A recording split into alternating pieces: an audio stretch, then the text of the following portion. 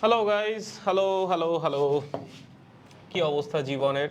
কেমন আছো তোমরা সবাই? তোমরা যেভাবে ডাকো আমাকে এভাবে আর কেউ ডাকে না গো। তোমাদের কথা সারা জীবন মনে থাকবে। Welcome to the class. আজকে আমাদের আদর্শ গ্যাসের লাস্টের আগের ক্লাস, ঠিক আছে? আজকের ক্লাসের পর আমাদের আর একটা ক্লাস লাগবে। চাইলে একটা ক্লাসও শেষ করে ফেলা যায়, তো 2 ঘন্টার একটা ক্লাস নিলেই হয়ে যেত, 2 থেকে 2.5 ঘন্টার। বাট ভাবলাম একটু আস্তে আস্তেই নেই, রিল্যাক্সে নেই। আজকে একটা ছোট ক্লাস দিব, কালকে হচ্ছে আমরা কিছু ম্যাথ করব, তার মাধ্যমে আমাদের আদর্শ গ্যাস এবং ব্যাচ এলিটস দুইটাই কমপ্লিট হয়ে যাবে। তো সবাইকে ক্লাসে স্বাগতম। আমাকে একটু জানাই দিবেন সবকিছু ঠিকঠাক আছে কিনা, আমার কথা ঠিকঠাক শুনতে পারতেছেন কিনা, সবকিছু ঠিকঠাক দেখতে পারতেছেন কিনা। যদি সবকিছু ঠিকঠাক থাকে আমরা দেরি না করে ক্লাস শুরু করে দিব। আজকের ক্লাসে আমরা আপেক্ষিক আর্দ্রতা নিয়ে প্রথমে জানবো, দেন আপেক্ষিক আর্দ্রতা সংক্রান্ত বেশ কিছু অনুধাবনমূলক প্রশ্ন আছে যেগুলো পরীক্ষায় আসে, সেগুলো আমরা একটু শিখে রাখবো, আসলে কিভাবে লেখা লাগবে না লাগবে। এবং তার পাশাপাশি আমরা শিশিরাঙ্ক নিয়েও একটু পড়াশোনা করব, ঠিক আছে? শিশিরাঙ্কের যে প্রাথমিক ধারণাটা সেটা হচ্ছে আমরা আজকের ক্লাস থেকে নিব, এবং আপেক্ষিক আর্দ্রতা আর শিশিরাঙ্কের মধ্যে যে সম্পর্কটা সেটাও আমরা আজকের ক্লাসেই পড়ব। তারপর হচ্ছে আমরা কয়েকটা ম্যাথ করব, কয়েকটা না মাত্র 2টা ম্যাথ আছে, এবং সেখান থেকে আমাদের আজকের ক্লাস সমাপ্ত হবে। পরবর্তী ক্লাসে হচ্ছে আমাদের মেইন ম্যাথগুলো করা হবে, যেখানে শিশিরাঙ্ক আর আপেক্ষিক আর্দ্রতা রিলেট করে হচ্ছে ম্যাথ করব আমরা। এবং তোমার এইচএসসি পরীক্ষায় লাস্টের ক্লাস থেকে প্রশ্ন আসবে, ঠিক আছে? আচ্ছা গাইস, কি অবস্থা আপনাদের? কেমন আছেন আপনারা সবাই? ছোট ছোট করে 3-4টা নেন। এই তোর মাইট দিব রনিগল, ছোট ছোট করে 3-4টা নেন। বললাম না 1 ঘন্টা করে 2টা ক্লাস নিব, আবার ছোট ছোট করে 30 মিনিটের ক্লাস দিব নাকি বেটা? ঠিক আছে, আপনাকে ছাড়া ফিজিক্স ঠিক আছে। কেন আমার নাম পি দিয়ে, তাই আমি না থাকলে কি ফিজিক্সের পি চলে যাবে? ফিজিক্স হয়ে যাবে নাকি ইজিক্স হয়ে যাবে নাকি হিজিক্স হয়ে যাবে?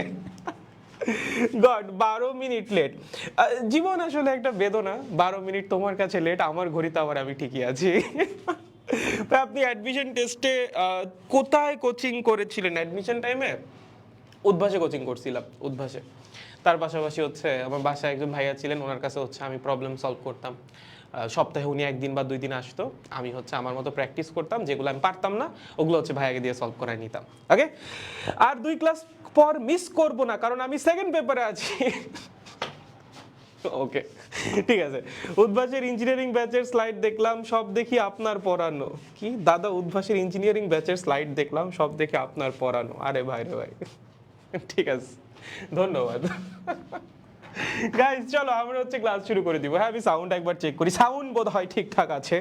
ওকে, ফিজিক্স হবে, ফিজিক্স। হ্যাঁ, ফিজিক্স বানান তো আসলে এফ দিয়েই। Good good good good good. এর জন্য তোমরা ইংলিশে, তোমরা তো ইংলিশে প্লাস, কি তোমরা ইংলিশে ডায়মন্ড, তোমরা ডায়মন্ড প্লাস ইংলিশে, ঠিক আছে? কি বলবো আর।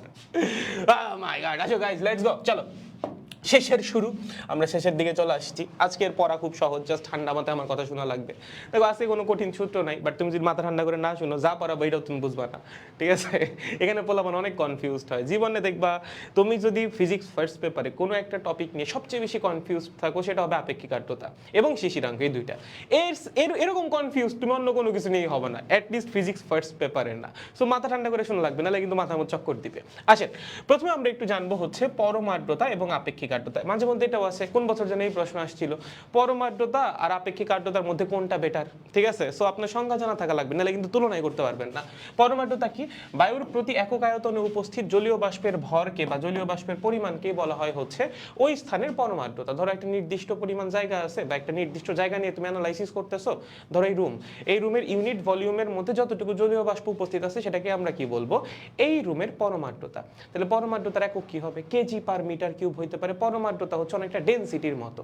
আবার হচ্ছে তুমি যদি চাপ দিয়ে হিসাব করো, তাহলে মিলিমিটার চাপ পার মিটার কিউব হইতে পারে। মানে একক আয়তনে যতটুকু জলীয় বাষ্প উপস্থিত আছে সেটাই হচ্ছে পরম আর্দ্রতা।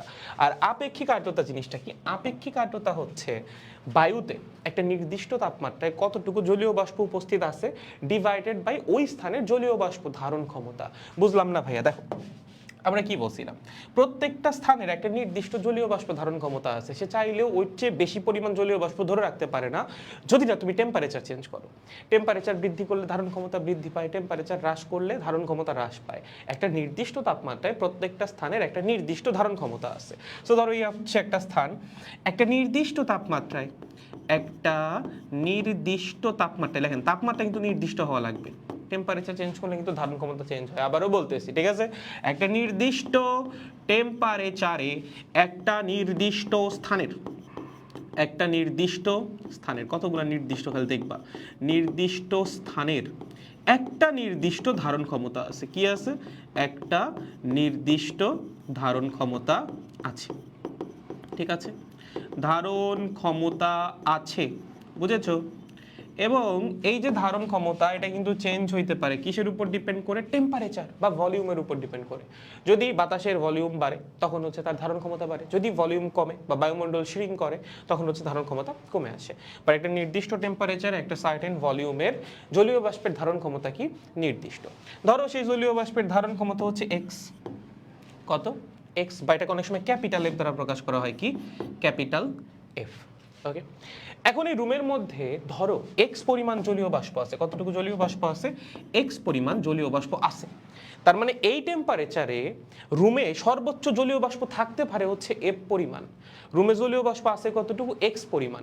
এই দুইটার যে রেশিও, সেটাকে আমরা বলবো এই টেম্পারেচারে ওই স্থানের আপেক্ষিক আর্দ্রতা বা রিলেটিভ হিউমিডিটি। তাহলে রিলেটিভ হিউমিডিটি কি হবে?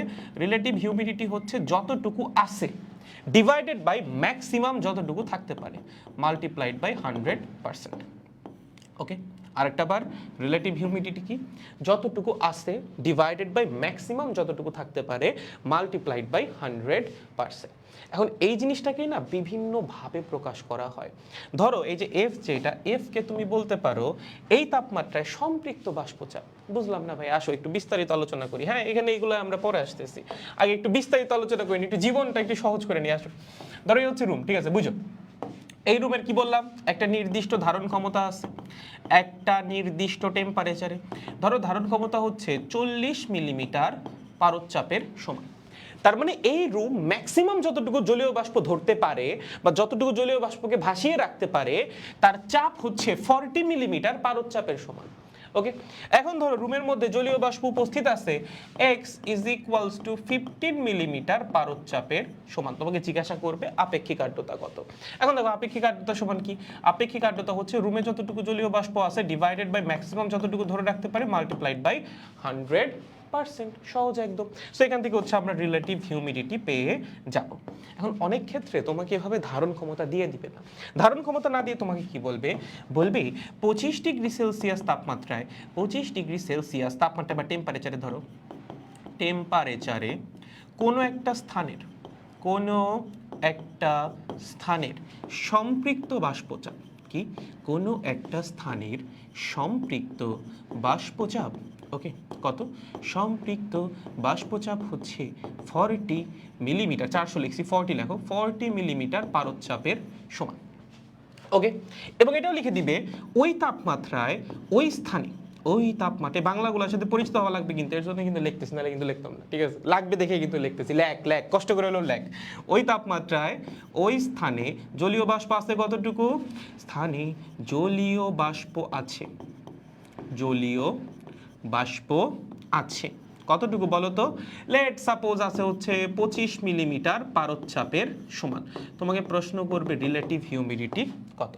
এখন তুমি তো কনফিউজ, তুমি তো পড়ে গেছো ধারণ ক্ষমতা দিয়ে, যে উপরে বসাবো রুমে উপস্থিত জলীয় বাষ্পের পরিমাণ, নিচে বসাবো ধারণ ক্ষমতা। বাট ভাই প্রশ্নে তো ধারণ ক্ষমতাই দেওয়া নাই, দেওয়া আছে এই যে এইটাই হচ্ছে ধারণ ক্ষমতা। এটা কি? এটাই হচ্ছে ধারণ ক্ষমতা।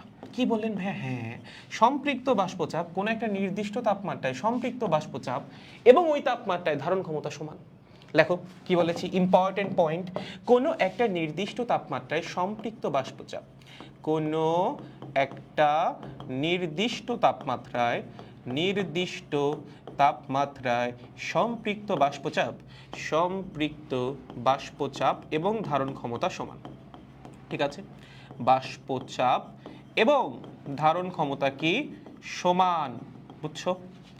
কেন ভাইয়া, কেন সমান? নরমালি একটু চিন্তা করো না, চিন্তা করলেই তো পারা উচিত, বুঝলাম প্যাচগুলো কিন্তু লাগবে। হ্যাঁ, এখানে শব্দের প্যাচের একটু ব্যাপার স্যাপার আছে। দেখো আবারও বলছি, কোনো একটা নির্দিষ্ট তাপমাত্রায় কোনো একটা স্থানের সম্পৃক্ত বাষ্পচাপ যা, ওইটাই আসলে ওই স্থানের ধারণ ক্ষমতা। আচ্ছা, সম্পৃক্ত বাষ্পচাপ মানে কি? মানে হচ্ছে ওই স্থানটা জলীয় বাষ্প দ্বারা সম্পৃক্ত হয়ে গেছে। আমি তোমাদের বলছি 25 ডিগ্রি সেলসিয়াস তাপমাত্রায় কোনো একটা স্থানের সম্পৃক্ত বাষ্পচাপ হচ্ছে 40 মিলিমিটার পারদচাপ। তার মানে কি? মানে 25 ডিগ্রি সেলসিয়াস তাপমাত্রায় ওই রুমের মধ্যে যদি 40 মিলিমিটার পারদ থাকে, পারদচাপের সমান পরিমাণ জলীয় বাষ্প থাকে, তাহলে ওই রুমটা ওই জলীয় বাষ্প দ্বারা সম্পৃক্ত হয়ে যাবে। সম্পৃক্ত কখন হয়? যখন একটা স্থানে ধারণ ক্ষমতার সমান পরিমাণ জলীয় বাষ্প থাকে। তো তুমি যখন বলতেছো 40 মিলিমিটার পারদচাপের সমান জলীয় বাষ্প দ্বারা রুম সম্পৃক্ত হয়ে গেছে, তার মানে এইটাই আসলে 25 ডিগ্রি সেলসিয়াস তাপমাত্রায় ওই রুমের ধারণ ক্ষমতা। কারণ যখন তুমি ধারণ ক্ষমতার সমান পরিমাণ জলীয় বাষ্প দিবা, তখনই আসলে একটা স্থান সম্পৃক্ত হবে জলীয় বাষ্প দ্বারা। Clear guys? তাহলে যখন তোমাকে বলে দিচ্ছে, লেট সাপোজ তোমাকে আমি বললাম 25 ডিগ্রি সেলসিয়াস তাপমাত্রা, এখানে সম্পৃক্ত বাষ্পচাপ, সম্পৃক্ত বাষ্পচাপ, এবং এখানে লেখা হচ্ছে ধারণ ক্ষমতা, ধারণ ক্ষমতা। ঠিক আছে, তোমাকে বলছে 25 ডিগ্রি সেলসিয়াস তাপমাত্রায় সম্পৃক্ত বাষ্পচাপ হচ্ছে 10 মিলিমিটার পারদচাপ। তাহলে বলো 25 ডিগ্রি সেলসিয়াস তাপমাত্রায় ধারণ ক্ষমতা কত? সেম ভাই, 10 মিলিমিটার পারদচাপ। ওকে, তোমাকে বলছে টেম্পারেচার যখন কত, লেট সাপোজ হচ্ছে 20 ডিগ্রি সেলসিয়াস, আরও একটা নিলাম 15 ডিগ্রি সেলসিয়াস। ওকে, তোমাকে বলছে 20 ডিগ্রি সেলসিয়াস তাপমাত্রায় সম্পৃক্ত বাষ্পচাপ ওই একই স্থানের 8 মিলিমিটার পারদচাপ। তাহলে বলো তো 20 ডিগ্রি সেলসিয়াস তাপমাত্রায় ওই স্থানের ধারণ ক্ষমতা কত? সম্পৃক্ত বাষ্পচাপ যত, ঠিক তত। কোন একটা নির্দিষ্ট তাপমাত্রায় কোন একটা স্থানের সম্পৃক্ত বাষ্পচাপ যত, ধারণ ক্ষমতাও তত। তাহলে যদি 8 মিলিমিটার হয়, তাহলে ধারণ ক্ষমতাও 8 মিলিমিটার পারদচাপের সমান। ওকে, সিমিলারলি 15 ডিগ্রি সেলসিয়াস তাপমাত্রায় ধরো তোমার বলছে সম্পৃক্ত বাষ্পচাপ হচ্ছে 6 মিলিমিটার পারদচাপের সমান, তার মানে ধারণ ক্ষমতাও কত? 6 মিলিমিটার পারদচাপের সমান। ভাই ধারণ ক্ষমতা দেখি চেঞ্জ হচ্ছে, ধারণ ক্ষমতা কি চেঞ্জ হয়? হয়তো টেম্পারেচার যদি কমাও আয়তন কমবে না? আয়তন যদি কমে ধারণ ক্ষমতা কমবে না? অবশ্যই কমবে। সো টেম্পারেচার যদি হ্রাস পায়, ধারণ ক্ষমতাও কি হবে? হ্রাস পাবে। টেম্পারেচার হ্রাস পাইলে কি হবে? ধারণ ক্ষমতা হ্রাস পাবে। বুঝেছো? তাহলে কোনো একটা নির্দিষ্ট তাপমাত্রা, আবারও বলছি, কোনো একটা নির্দিষ্ট তাপমাত্রায় কোনো একটা স্থানের সম্পৃক্ত বাষ্পচাপ যা, ধারণ ক্ষমতাও তাই, ওই তাপমাত্রায় ধারণ ক্ষমতাও সেম, কোনো ডিফারেন্স নাই। তাহলে দেখেন আমাকে বলছে 25 ডিগ্রি সেলসিয়াস তাপমাত্রায় কোনো একটা স্থানের সম্পৃক্ত বাষ্পচাপ 40, এবং ওই একই তাপমাত্রায় মানে ওই 25 ডিগ্রি সেলসিয়াস তাপমাত্রাতেই ওই স্থানে জলীয় বাষ্প আছে হচ্ছে 25। প্রশ্ন করছে রিলেটিভ হিউমিডিটি কত। বলো রিলেটিভ হিউমিডিটির ফর্মিউলা কি ছিল? ফর্মিউলা ছিল কোনো একটা তাপমাত্রায় কোনো একটা স্থানে যতটুকু জলীয় বাষ্প আছে ডিভাইডেড বাই ওই তাপমাত্রায় ওই স্থানের ধারণ ক্ষমতা। বলো 25 ডিগ্রি সেলসিয়াস তাপমাত্রায় রুমে আসলে জলীয় বাষ্প আছে কতটুকু? ভাইয়া 40 তো নাই, ম্যাক্সিমাম 40 থাকতে পারে। যদি বাতাসটা সম্পৃক্ত হইতো তাহলে 40 থাকতো। আসলে কি 40 আছে নাকি? না, তোমাকে বলে দিস ওই তাপমাত্রা ওই স্থানে জলীয় বাষ্প আছে হচ্ছে 25, তার মানে রুমে জলীয় বাষ্প আছে 25, ম্যাক্সিমাম থাকতে পারে কতটুকু? 40 মাল্টিপ্লাইড বাই 100%, তার মানে 5/8 বা 500/8%। বুঝেছো? সো তোমাকে ধারণ ক্ষমতাও দিয়ে দিতে পারে, তোমাকে সম্পৃক্ত বাষ্পচাপও দিয়ে দিতে পারে, যেটাই দিক না কেন তোমার আসলে পারা লাগবে। ঠিক আছে, পারবো, কনফিউশন নাই। ক্লিয়ার? গুড। তাহলে দেখেন এবার আপনি সংজ্ঞাটা পড়েন, এবার ক্লিয়ার হয়ে যাবে। কোনো তাপমাত্রায় নির্দিষ্ট আয়তনের বায়ুতে উপস্থিত জলীয় বাষ্পের ভর এবং ওই একই তাপমাত্রায় ওই আয়তনের বায়ুকে সম্পৃক্ত করতে প্রয়োজনীয় জলীয় বাষ্পের ভরের অনুপাতকেই বলা হয় ওই স্থানের আপেক্ষিক আর্দ্রতা বা রিলেটিভ হিউমিডিটি।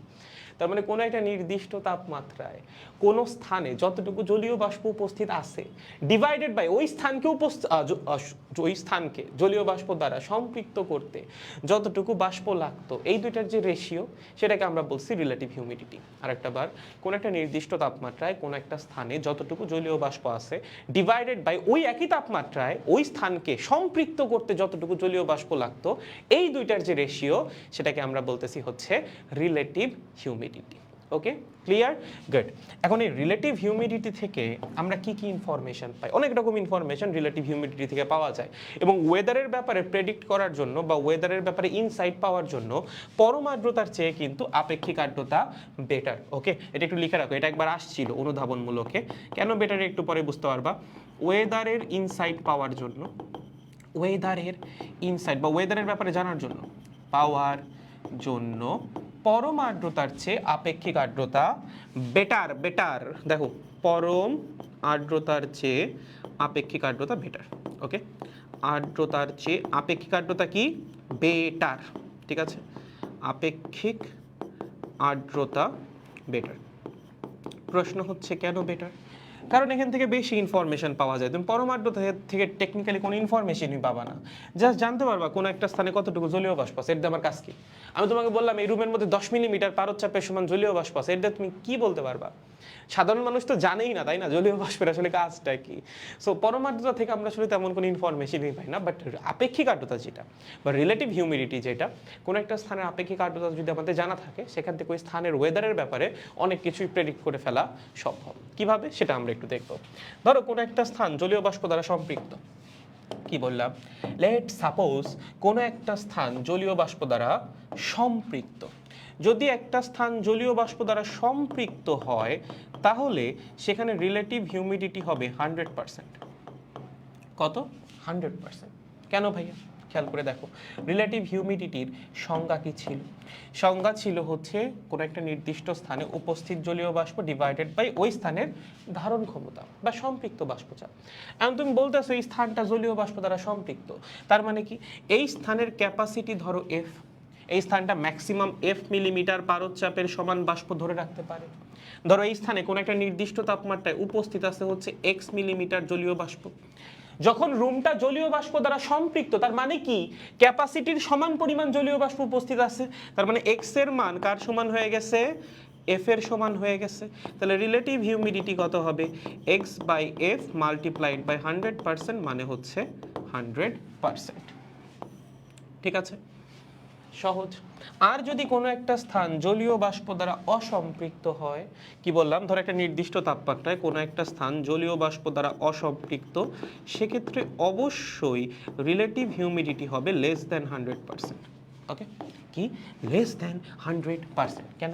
কারণ রুমটা যদি জলীয় বাষ্প দ্বারা অসম্পৃক্ত হয়, তার মানে কি রুমের ম্যাক্সিমাম যে ক্যাপাসিটি, সে সর্বোচ্চ যতটুকু জলীয় বাষ্প ধরে রাখতে পারে, তার চেয়ে কম পরিমাণ জলীয় বাষ্প উপস্থিত আছে। সো কোনো একটা নির্দিষ্ট তাপমাত্রায় রুমের ধারণ ক্ষমতা হচ্ছে এফ, জলীয় বাষ্প উপস্থিত আছে এক্স, রুমটা ধরো জলীয় বাষ্প দ্বারা অসম্পৃক্ত, তার মানে কি ধারণ ক্ষমতার চেয়ে কম পরিমাণ জলীয় বাষ্প উপস্থিত আছে, তার মানে এক্স এর মান লেস দ্যান এফ। তাহলে রেশিও কি? অবশ্যই লেস দ্যান 1 আসবে না? এক্স বাই এফ, সেটাকে 100% দিয়ে গুণ করলে রেজাল্ট অবশ্যই লেস দ্যান 100%ই আসবে। ওকে, তাহলে আমরা সম্পৃক্ত কখন বলবো একটা স্থানকে? যদি কোনো একটা স্থানের রিলেটিভ হিউমিডিটি 100% চলে আসে। একটা স্থানের রিলেটিভ হিউমিডিটি যদি 100% চলে আসে, তার মানে ওই স্থানটা জলীয় বাষ্প দ্বারা সম্পৃক্ত হয়ে গেছে। আর যদি লেস দ্যান 100% আসে, তাহলে স্থানটা জলীয় বাষ্প দ্বারা এখনও সম্পৃক্ত হয় নাই। ওকে, এখন কথা হচ্ছে রিলেটিভ হিউমিডিটি কি চেঞ্জ হইতে পারে? লেখো, আরএফ কি চেঞ্জ হইতে পারে? স্টার্ট দাও। আরএফ কি চেঞ্জ হইতে পারে? অবশ্যই হইতে পারে, চেঞ্জ হতে পারে। পারে। কিসের কিসের উপর ডিপেন্ড করে চেঞ্জ হইতে পারে? একটা চেঞ্জ হইতে পারে হচ্ছে জলীয় বাষ্পের পরিমাণ চেঞ্জ হইলে। কি? জলীয় বাষ্পের পরিমাণ চেঞ্জ হলে, বাষ্পের পরিমাণ চেঞ্জ হলে। আচ্ছা, জলীয় বাষ্পের পরিমাণ চেঞ্জ হলে কেন রিলেটিভ হিউমিডিটি চেঞ্জ হবে? আচ্ছা তুমি চিন্তা করে দেখো, ধরো একদিন প্রচুর পরিমাণ রোদ উঠছে। কি হয়েছে? প্রচুর পরিমাণ রোদ উঠছে, এবং তুমি যেখানে বাস করতেছো তার পাশে একটা নদী আছে। কি আছে? নদী আছে। এখন যদি প্রচুর রোদ উঠে, তখন কি নদী থেকে প্রচুর বাষ্পায়ন হবে না বলো তো? এই যে নদীর সারফেস থেকে কি হবে? প্রচুর পরিমাণে মলিকিউল বাতাসের মধ্যে চলে যাবে, পানির মলিকিউল। তার মানে তীব্র বাষ্পায়ন হবে যদি রোদ উঠে। ওকে, তাহলে এই রোদ ওঠার পরে জলীয় বাষ্পের পরিমাণ কি কনস্ট্যান্ট থাকবে বাতাসে? অবশ্যই না। ওই নদীর কাছাকাছি এলাকায় জলীয় বাষ্পের পরিমাণ অনেক বৃদ্ধি পাবে। প্রচুর পরিমাণ রোদ উঠছে, নদীর সারফেস থেকে প্রচুর পরিমাণ পানির কণা জলীয় বাষ্প আকারে বাষ্পীভূত হবে, বাতাসের মধ্যে মিশে যাবে। সো এখানে প্রচুর পরিমাণ জলীয় বাষ্প আসবে। কি আসবে? প্রচুর পরিমাণ জলীয় বাষ্প। এবং যদি প্রচুর পরিমাণ জলীয় বাষ্প আসে, বাতাসে উপস্থিত বাষ্পের পরিমাণ বৃদ্ধি পাবে না? পাবে। রিলেটিভ হিউমিডিটির ফর্মুলা কি ছিল? R F is equals to X divided by F multiplied by 100%। বাতাসে জলীয় বাষ্পের পরিমাণ বৃদ্ধি পাচ্ছে, মানে বাতাসে উপস্থিত জলীয় বাষ্পের পরিমাণ বৃদ্ধি পাচ্ছে, মানে কি এক্স এর মান বাড়তেছে। তাহলে এক্স এর মান যদি কন্টিনিউয়াসলি বাড়তে থাকে, রিলেটিভ হিউমিডিটি কি বাড়বে না? বাড়বে। ঠিক আছে, এই জন্যই কিন্তু গরম পড়লে আমাদের অসহ্য লাগে। যখন অনেক গরম পড়ে তখন প্রচুর পরিমাণে বাষ্পায়ন হয় বা প্রচুর পরিমাণ বাষ্পীভবন হয়, বাতাসে অনেক বেশি জলীয় বাষ্প থাকে, এবং বাতাসে জলীয় বাষ্প থাকাটা কিন্তু আমাদের জন্য খুবই অস্বস্তিকর। কেন অস্বস্তিকর সামনে গেলে বুঝতে পারবো, আপাতত বিশ্বাস করে নাও। ঠিক আছে, সো একটা রিজন, যদি বাতাসে জলীয় বাষ্পের পরিমাণ বৃদ্ধি পায় বা জলীয় বাষ্পের পরিমাণ যদি কমে যায় তখন আবার এক্স এর মান কমে যাবে। এক্স এর মান যদি কমে যায় তখন রিলেটিভ হিউমিডিটি কমে যাবে। সো বাতাসে উপস্থিত জলীয় বাষ্পের পরিমাণের সাথে রিলেটিভ হিউমিডিটির সম্পর্ক পুরোপুরি সমানুপাতিক। যদি উপস্থিত জলীয় বাষ্পের পরিমাণ বাড়ে রিলেটিভ হিউমিডিটি বাড়বে, আর যদি উপস্থিত জলীয় বাষ্পের পরিমাণ কমে তাহলে রিলেটিভ হিউমিডিটি কমবে। ঠিক আছে, সেকেন্ড যে সম্পর্কটা সেটা হচ্ছে টেম্পারেচারের সাথে। কার সাথে? টেম্পারেচারের সাথে। সেকেন্ডটা লেখো হচ্ছে টেম্পারেচারের সাথে। টেম্পারেচারের সাথে টেম্পারেচার চেঞ্জ হলেও রিলেটিভ হিউমিডিটি চেঞ্জ হয়। ওকে, এখানেও কিন্তু টেম্পারেচার চেঞ্জ হয়েছে, বাট এখানে আমরা কেবলমাত্র জলীয় বাষ্পের পরিমাণের সাথে সম্পর্কটা দেখছি। আমরা ধরে নিচ্ছি এখানে হচ্ছে তোমার যেটা আমাদের কি বলে এটাকে ধারণ ক্ষমতা বা সম্পৃক্ত বাষ্পচাপ, সেটা কনস্ট্যান্ট ধরে নিচ্ছি। এখন আমরা দেখব টেম্পারেচার যদি চেঞ্জ হয় তার জন্য সেটা রিলেটিভ হিউমিডিটির উপর কিভাবে ইম্প্যাক্ট ফেলে বা ইফেক্ট ফেলে। আচ্ছা বলো, টেম্পারেচার বৃদ্ধি পাইলে কি চেঞ্জ হবে? টেম্পারেচার বৃদ্ধি পাইলে কিন্তু ধারণ ক্ষমতা চেঞ্জ হবে। দুঃখিত, টেম্পারেচার বৃদ্ধি পাইলে কি হবে? ধারণ ক্ষমতা চেঞ্জ হবে। টেম্পারেচার যদি বৃদ্ধি পায় ধারণ ক্ষমতা বৃদ্ধি পাবে, আর টেম্পারেচার যদি হ্রাস পায় ধারণ ক্ষমতা হ্রাস পাবে। এখন ধরো কোনো একদিন টেম্পারেচার অনেক বাইরে গেল, তখন কি ধারণ ক্ষমতা অনেক বাইরে যাবে। ধারণ ক্ষমতা যদি অনেক বাইরে যায় তাহলে যে ক্যাপিটাল এফ এর মান বাড়বে না? ক্যাপিটাল এফই তো ধারণ ক্ষমতা। বা সম্পৃক্ত বাষ্পচাপ বাড়বে না? অবশ্যই বাড়বে। এখন তুমি বলতে পারো ভাইয়া সম্পৃক্ত বাষ্পচাপ বাড়বে। দেখো এটা মাথায় সেট করে নাও, ধারণ ক্ষমতা বা কোনো একটা নির্দিষ্ট তাপমাত্রায় ধারণ ক্ষমতা ওই তাপমাত্রায় সম্পৃক্ত বাষ্পচাপের সমান। তো যখন তোমার আমি বলতেছি টেম্পারেচার 25 থেকে 35 হইছে, স্বাভাবিক 25 ডিগ্রি সেলসিয়াস তাপমাত্রায় ধারণ ক্ষমতা যা, 35 ডিগ্রি সেলসিয়াস তাপমাত্রায় ধারণ ক্ষমতা তার চেয়ে বেশি হবে। তার মানে অবশ্যই 35 ডিগ্রি সেলসিয়াস তাপমাত্রায় সম্পৃক্ত বাষ্পচাপও বেশি হবে, কারণ তখন ধারণ ক্ষমতা বেশি, তখন ওই বাতাসকে সম্পৃক্ত করতে জলীয় বাষ্প লাগবেও বেশি, দ্যাট মিনস সম্পৃক্ত বাষ্পচাপও বেশি। ঠিক আছে, বুঝতে পেরেছি? গুড। ধারণ ক্ষমতা বেড়ে গেলে ক্যাপিটাল এফ বা সম্পৃক্ত বাষ্পচাপ বেড়ে যাবে। সো এখান থেকে রিলেটিভ হিউমিডিটি তখন কমে যাওয়ার একটা সম্ভাবনা থাকে, বা সম্পর্কটা হচ্ছে আমাদের এখানে ইনভার্সলি প্রপোর্শনাল। ঠিক আছে, সো এফ যদি বাড়ে সেটা রিলেটিভ হিউমিডিটিকে কি করবে? কমাবে। এখানে আমরা ধরে নিচ্ছি জলীয় বাষ্পের পরিমাণ কনস্ট্যান্ট। যে জলীয় বাষ্পের পরিমাণও চেঞ্জ হয় তখন দুইটার মিলিত ইফেক্ট দিয়ে হচ্ছে ম্যাথ করা লাগবে, যে আমার এখানে জলীয় বাষ্পও বাড়ছে, ধারণ ক্ষমতাও বাড়ছে, সেক্ষেত্রে রিলেটিভ হিউমিডিটি বাড়তেও পারে কমতেও পারে। ধরো জলীয় বাষ্পের পরিমাণ দ্বিগুণ হয়েছে, ধারণ ক্ষমতা হচ্ছে 3 গুণ হয়েছে, তাহলে রিলেটিভ হিউমিডিটি কমবে।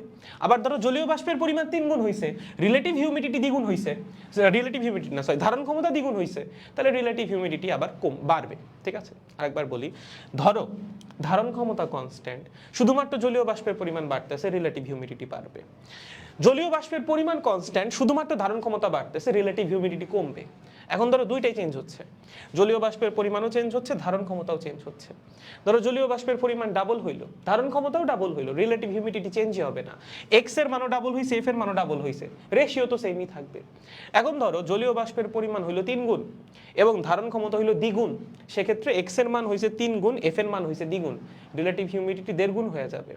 আর ধরো জলীয় বাষ্পের পরিমাণ হইলো দ্বিগুণ এবং ধারণ ক্ষমতা হইলো হচ্ছে 3 গুণ, সেক্ষেত্রে এক্স এর মান হইছে দ্বিগুণ, এফ এর মান হইছে 3 গুণ, রিলেটিভ হিউমিডিটি 0.67 গুণ হবে, মানে হ্রাস পাবে। ওকে, সো এটার ইফেক্টটা হচ্ছে ডিরেক্টলি প্রপোর্শনাল। জলীয় বাষ্পের পরিমাণ যদি বাড়ে সেটা রিলেটিভ হিউমিডিটিকে বাড়ানোর জন্য পুশ করে, আর এটার ইফেক্টটা হচ্ছে ইনভার্সলি প্রপোর্শনাল।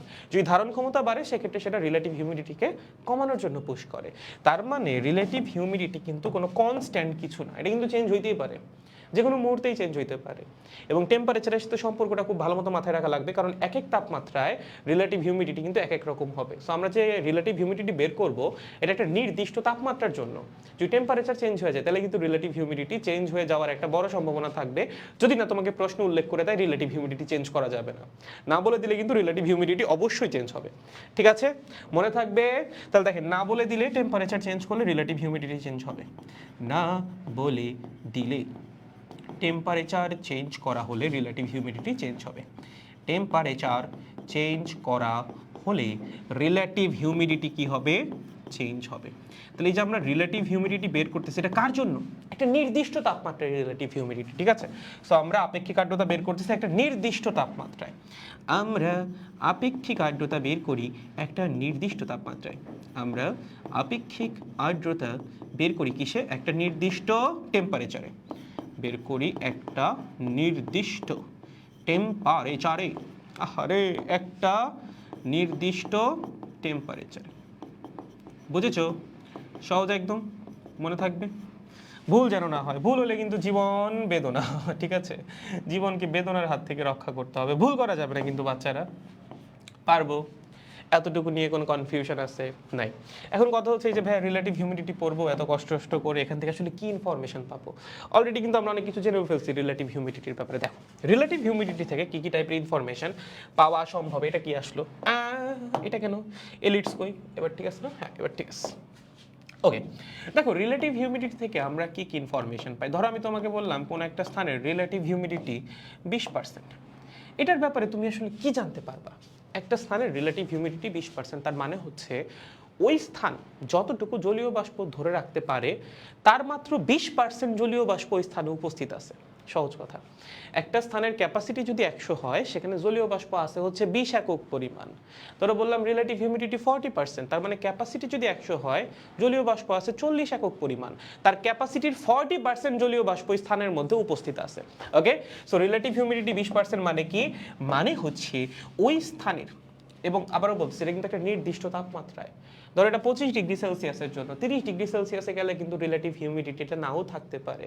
সো যখনই আমরা রিলেটিভ হিউমিডিটি লিখতেছি এটা একটা নির্দিষ্ট তাপমাত্রায় একটা নির্দিষ্ট স্থানের রিলেটিভ হিউমিডিটি। মনে থাকে যেন, ভুল যেন না হয়, ঠিক আছে? সো রিলেটিভ হিউমিডিটি 20% মানে হচ্ছে ওই স্থানে তার ধারণ ক্ষমতার 20% জলীয় বাষ্প উপস্থিত আছে। ওই স্থানে তার ধারণ ক্ষমতা, লেখো, ওই স্থানে তার ধারণ ক্ষমতার 20% জলীয় বাষ্প উপস্থিত আছে, ঠিক আছে? জলীয় বাষ্প উপস্থিত আছে, বুঝেছো? সহজ একদম। ওকে, তাহলে রিলেটিভ হিউমিডিটি যদি 70% হইতো, তার মানে যেই তাপমাত্রায় রিলেটিভ হিউমিডিটি বের করছি ওই তাপমাত্রায় যেই স্থানের রিলেটিভ হিউমিডিটি বের করছি ওই স্থানের ধারণ ক্ষমতার 70% জলীয় বাষ্প উপস্থিত আছে। এখন এই জলীয় বাষ্প কম থাকা বেটার নাকি বেশি থাকা বেটার? দেখো, যদি রিলেটিভ হিউমিডিটি অনেক কম হয় তখন বাতাস আরো জলীয় বাষ্প চাপে, ঠিক আছে? বাতাস বলবো আমাকে আরো জলীয় বাষ্প দাও। ধরো তোমার পেটের ধারণ ক্ষমতা হচ্ছে 100 কেজি, 100 কেজি না, 100 কেজি তো তোমার ভরই না, ধরো 10 কেজি, তুমি 10 কেজি খাবার খাইতে পারো, বা তোমার পেট 10 কেজি খাবার নিতে পারে, লেট সাপোজ। এখন তুমি খাইছো হচ্ছে 1 কেজি, তোমার কি তুমি কি ঠান্ডা থাকবা? চিন্তা করো, একটা মানুষ 10 কেজি খাবার খাইতে পারে, সে কি 1 কেজি খাবার খেয়ে ঠান্ডা হবে? না, সে বলবে আমাকে আরো খাবার দাও। সে আশেপাশে যার প্লেটে যা দেখবে খাওয়ার চেষ্টা করবে। সেম কাহিনী, রিলেটিভ হিউমিডিটি যদি কম হয় তার মানে কি বাতাসের যে ক্যাপাসিটি তার তুলনায় অনেক কম পরিমাণ জলীয় বাষ্প তার কাছে আছে, তখন সে চেষ্টা করবে আশেপাশে যেখান থেকে পারে জলীয় বাষ্প কালেক্ট করার জন্য। তাহলে লেখেন রিলেটিভ হিউমিডিটি যদি অনেক কম হয়, বা RF যদি অনেক কম হয় তখন বাতাসের জলীয় বাষ্প চাহিদা থাকবে। তখন বাতাসের কি থাকবে? জলীয় বাষ্পের চাহিদা থাকবে, ঠিক আছে? সে জলীয় বাষ্প চাবে, জলীয় বাষ্পের চাহিদা থাকবে। ওকে, সে যেখান থেকে পারে তখন জলীয় বাষ্প কালেক্ট করার চেষ্টা করবে। সে যেখান থেকে পারে তখন জলীয় বাষ্প কালেক্ট করার চেষ্টা করবে। যেখান থেকে পারে তখন কি করবে? জলীয় বাষ্প কালেক্ট করার চেষ্টা করবে। লেখো, জলীয় বাষ্প কালেক্ট করার চেষ্টা করবে, কালেক্ট করার চেষ্টা করবে। বুঝেছ?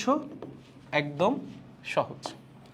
কেন চেষ্টা করবে? স্বাভাবিক না, তার ক্যাপাসিটি অনেক বেশি, সে নিতে পারে ধরো 100 মিলিমিটার পারদচাপের সমান পরিমাণ জলীয় বাষ্প, তুমি দিয়ে রাখছো 20 মিলিমিটার পারদচাপের সমান পরিমাণ বাষ্প, এখনো 80 মিলিমিটার খালি আছে, সে চাবে না জলীয় বাষ্প নিতে? অবশ্যই চাবে। ওকে, তো রিলেটিভ হিউমিডিটি যখন কম হয় তখন বাতাস চাবে আমাকে জলীয় বাষ্প দাও, যেখান থেকে সে পারে তখন সে কালেক্ট করার চেষ্টা করবে। আর যদি রিলেটিভ হিউমিডিটি অনেক বেশি হয়, ধরো রিলেটিভ হিউমিডিটি অনেক বেশি, কিরকম বেশি? রিলেটিভ হিউমিডিটি ধরো 80%, বা ধরো 90%, কত 90%, যে 90% হয় তার মানে কি, তার মানে হচ্ছে ওই তাপমাত্রায়, যেই তাপমাত্রায় রিলেটিভ হিউমিডিটি তুমি বের করছো, ওই তাপমাত্রায় ওই স্থানের যে ক্যাপাসিটি তার 90% জলীয় বাষ্প দিয়ে অলরেডি ফিল্ড আপ। ওকে, তার যে ক্যাপাসিটি তার অলরেডি 90% জলীয় বাষ্প তার কাছে উপস্থিত আছে। দেখেন তাহলে এটার মিনিং কি, মিনিং হচ্ছে ওই তাপমাত্রায় ওই স্থানের যে ক্যাপাসিটি, ওই স্থানের ক্যাপাসিটি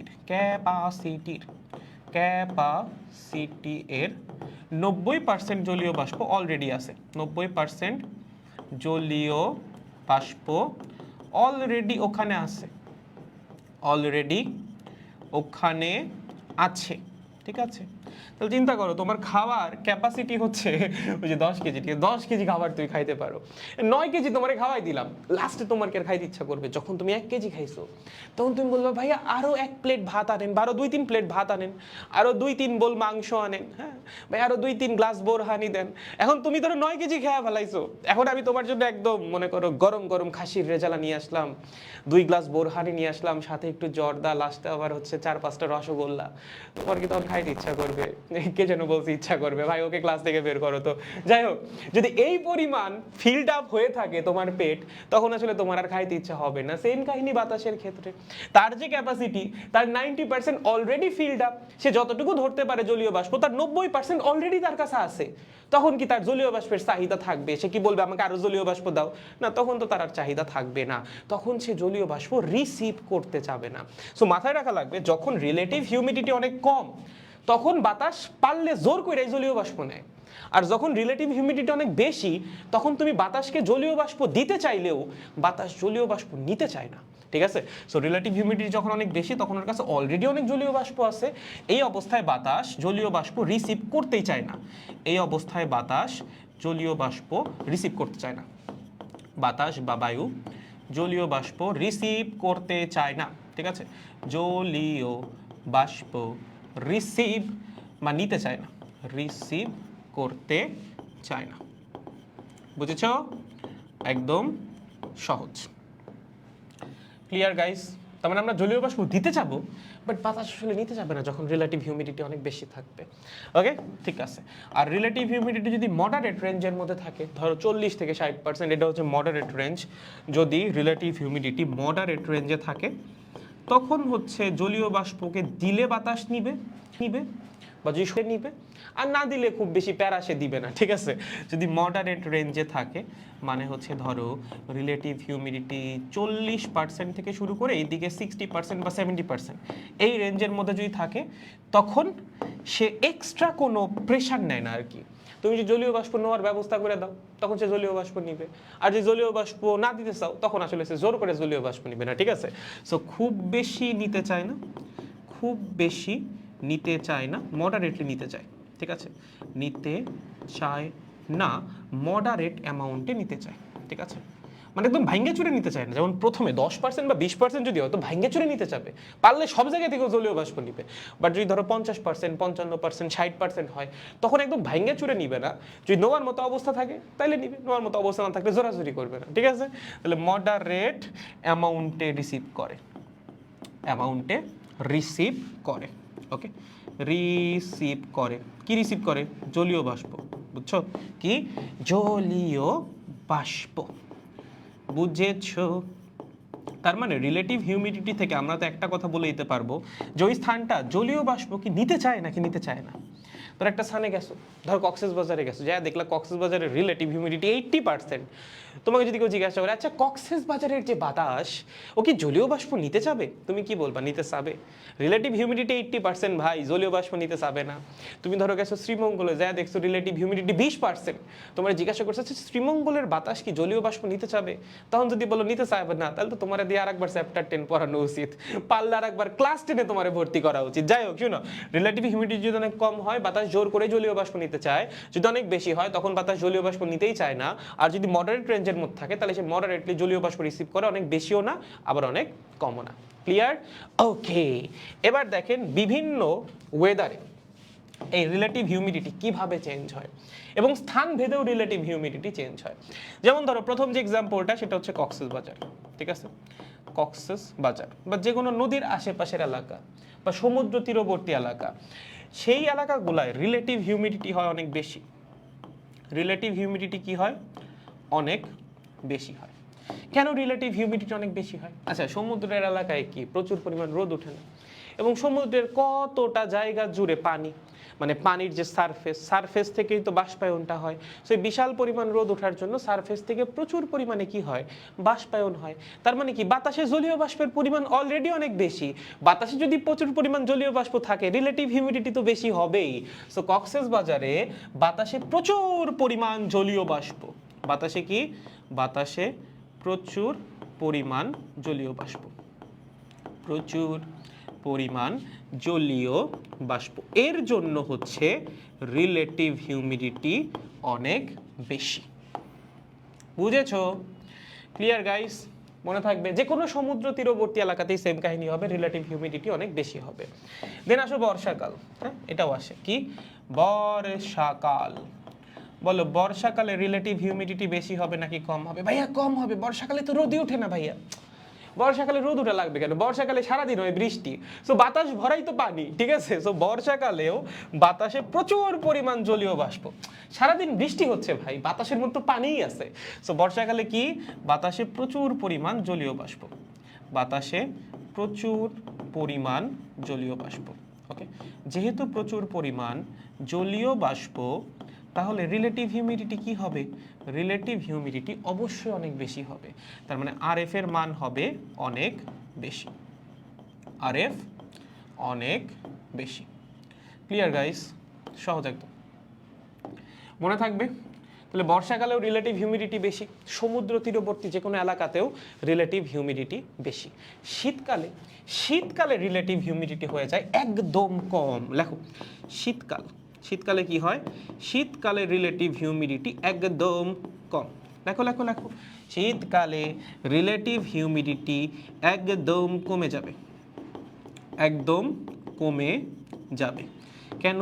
শীতকালে বাতাসে জলীয় বাষ্প আসবে কই থেকে? শীতকালে তো পুকুর টুকুর সবকিছু শুকায় যায়, কিছু থাকে না, পানি তো নেই শীতকালে, বৃষ্টিও হয় না, নদী নালাও শুকায় যায়, রোদ উঠে না যে একটু বাষ্পায়ন হবে। সো আলটিমেটলি বাতাসের মধ্যে জলীয় বাষ্পও থাকে না। এর জন্য শীতকালে রিলেটিভ হিউমিডিটি অনেক কম, কারণ বাতাসে জলীয় বাষ্প নাই। বাতাসে জলীয় বাষ্প নাই, ঠিক আছে? এর জন্য রিলেটিভ হিউমিডিটি কি? অনেক কম। বুঝেছো? মনে থাকবে এই তিনটা খুব ইম্পর্টেন্ট। একটা হচ্ছে সমুদ্র তীরবর্তী এলাকা, সেখানে রিলেটিভ হিউমিডিটি অনেক বেশি। বর্ষাকালে রিলেটিভ হিউমিডিটি বেশি, তবে শীতকালে রিলেটিভ হিউমিডিটি অনেক কম। এখন রিলেটিভ হিউমিডিটি বেশি কমের সাথে একটা স্বস্তি অস্বস্তির ব্যাপার আছে। যদি রিলেটিভ হিউমিডিটি অনেক বেশি হয়, তখন আসলে তোমার অস্বস্তি বোধ হবে। কি বললাম? যদি রিলেটিভ হিউমিডিটি অনেক বেশি হয়, আরএফ যদি অনেক বেশি হয়, তখন কি হবে? অনেক বেশি হলে তোমার অস্বস্তি বোধ হবে। দেখো কি হবে ভাইয়া? অস্বস্তি বোধ হবে। ভাইয়া আমার তো সবসময় অস্বস্তি বোধ হয়। কেন কেন কেন?